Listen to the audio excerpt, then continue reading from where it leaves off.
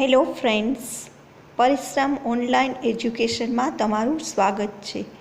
આજે હું તમારી સમક્ષ ગુજરાતી વિષયમાં લેખન વિભાગમાં વિચાર વિસ્તારની સમજૂતી આપીશ. સૌથી પહેલાં તો વિચાર વિસ્તાર કોને કહેવાય તે જોઈએ.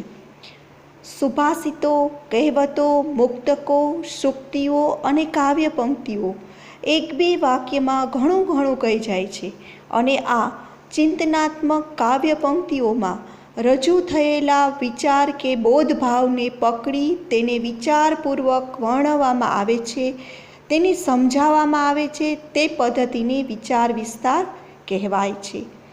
વિચાર વિસ્તાર કરતી વખતે ધ્યાનમાં કેટલીક બાબતો રાખવાની હોય છે. તે બાબતો આ છે. પહેલાં તો વાંચવું અને વિચારવું એ વિચાર વિસ્તાર કરવાની પાયાની બાબતો છે.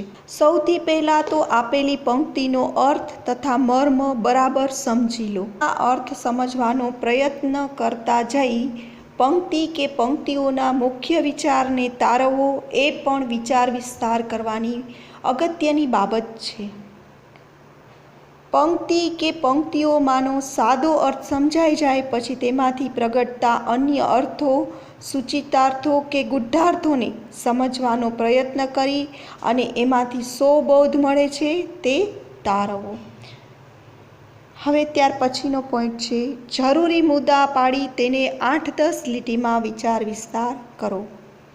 ત્યાર પછી પંક્તિના મુખ્ય વિચારને સમજવા માટે તેને અનુરૂપ અન્ય કેટલીક પંક્તિઓ, સચોટ દૃષ્ટાંતો અને કહેવતો, રૂઢિપ્રયોગો વગેરે ટાંકીને અર્થ વિસ્તારને અસરકારક બનાવો.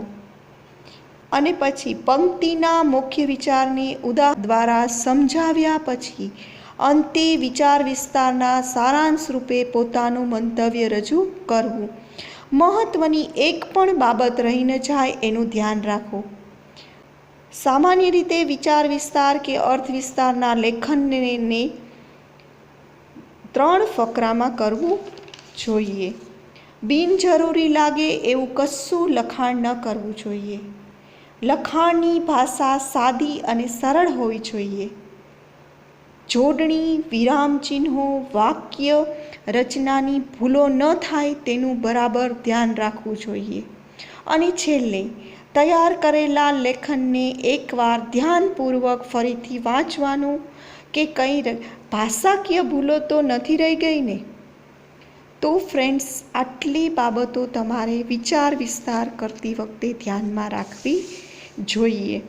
હવે આપણે એક એક્ઝામ્પલ જોઈએ કે એક પંક્તિ છે બે. સફળતા જિંદગીની હસ્તરેખામાં નથી હોતી, ચણાયેલી ઇમારત એના નકશામાં નથી હોતી.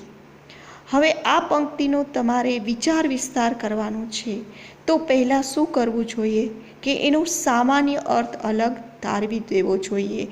જેમ કે સામાન્ય અર્થ છે જિંદગીની સફળતા હસ્તરેખામાં એટલે કે હાથની રેખાઓમાં હોતી નથી, ચણાયેલી ઇમારત એના નકશામાં હોતી નથી. હવે સામાન્ય અર્થ તારવ્યા પછી એની સમજૂતી જોઈએ. આપણે જોઈએ છીએ કે કેટલીક વ્યક્તિઓ નસીબ ઉપર વિશ્વાસ રાખે છે. તેમની દ્રષ્ટિએ નસીબમાં સુખ સમૃદ્ધિ હોય તો જ મળે એમ માને છે તે લોકો. જીવનમાં પણ આવી વ્યક્તિ નિષ્ફળ જાય તો તેઓ નિષ્ફળતા માટે ભાગ્યને જવાબદાર ગણે છે. હાથની રેખાઓમાં જાણે જિંદગીની સફળતા લખાયેલી ન હોય એવું તે લોકો માને છે. પણ એટલું સમજતા નથી કે હાથની રેખા ભાગ્યોદય દર્શાવતી નથી. હવે જો બીજો પેરેગ્રાફ કરી અને પછી આગળ લખેલું છે કે આના માટે એક બીજું દ્રષ્ટાંત રજૂ કર્યું છે મકાનના નકશાનું. મકાનનો નકશો ઇમારતનું ચિત્ર દોરી આપણને કેવું બનશે તેનો ખ્યાલ આપે છે. પણ એ ઇમારતને પરિપૂર્ણ કરવા ઈંટ, ચૂનો, રેતી, સિમેન્ટને પરિશ્રમની જરૂર પડે છે. પરિશ્રમ કરતાં ફળ પામી શકાય છે. ભગવદ્ ગીતામાં કર્મયોગની વાત કરવામાં આવી છે. અહીંયા એક પંક્તિ આપેલી છે તે જુઓ ફ્રેન્ડ્સ. કર્મણ્યે વાધિકારસ્તે મા ફલેષુ કદાચનમ. અને સંસ્કૃતમાં પણ કહ્યું છે, ઉદ્યમેન હિ સિદ્ધયતિ કાર્યાણિ ન મનોરથેહ નહીં સુપ્તસ્ય સિંહસ્ય પ્રવિશ્યતિ મુખે મૃગાહ. અહીંયા એનો મિનિંગ સમજાવ્યો છે, તે જુઓ. ઉદ્યમથી જ કાર્યો સિદ્ધ થાય છે, મનની ઈચ્છાઓથી નહીં. સૂતેલા સિંહના મુખમાં પશુ આવી પ્રવેશતા નથી. હાથની ભાગ્યરેખા સબળ હોય પણ એને સબળ બનાવવા પ્રયત્ન તો કરવો જ પડે છે. આપણા ઘડવૈયા બાંધવ આપણે. પુરુષાર્થના મહિમાની ઇતિહાસ પણ સાક્ષી પૂરે છે. Napoleon, Gautam Buddha, Mahatma Gandhi, Abraham Lincoln જેવી વ્યક્તિઓ જીવનમાં પુરુષાર્થથી જ મહાન બની છે. અને હવે લાસ્ટમાં એનો બોધ કે ઉપદેશ આપેલો છે. બોધ અને ઉપદેશ છે, જીવનમાં ભાગ્ય નહીં પણ પુરુષાર્થનો રસ્તો અપનાવવો જોઈએ. માનવી માટે કહેવાયું છે ને કે કાળા માથાનો માનવી ધારે તે કરી શકે છે. તો ફ્રેન્ડ્સ, આવી જ રીતે આખો વિચાર વિસ્તાર તમારે સમજાવવાનું છે. હવે એક વધારે એક્ઝામ્પલ આપણે જોઈએ કે બીજું એક્ઝામ્પલ છે, તેની પંક્તિઓ છે. કડવા હોય લીમડા પણ શીતલ એની છાંય, બાંધવ હોય અબોલડા તોય પોતાની બાઈ.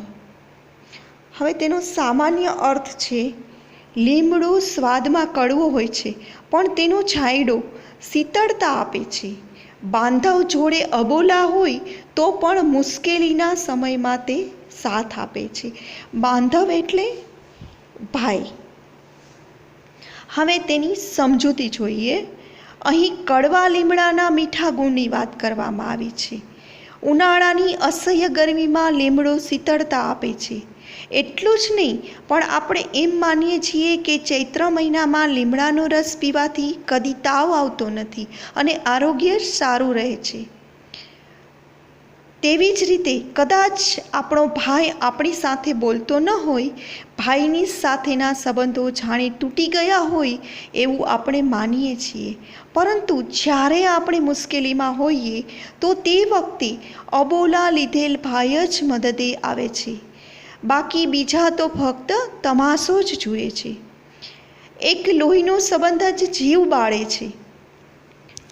કેટલીક વખત બાળકોને માતા પિતા ઠપકો આપે છે કે ગુસ્સો કરે છે તો તે બાળકને ગમતું નથી, પણ આની પાછળ બાળકનું ભલું મા બાપ ઈચ્છતા હોય છે.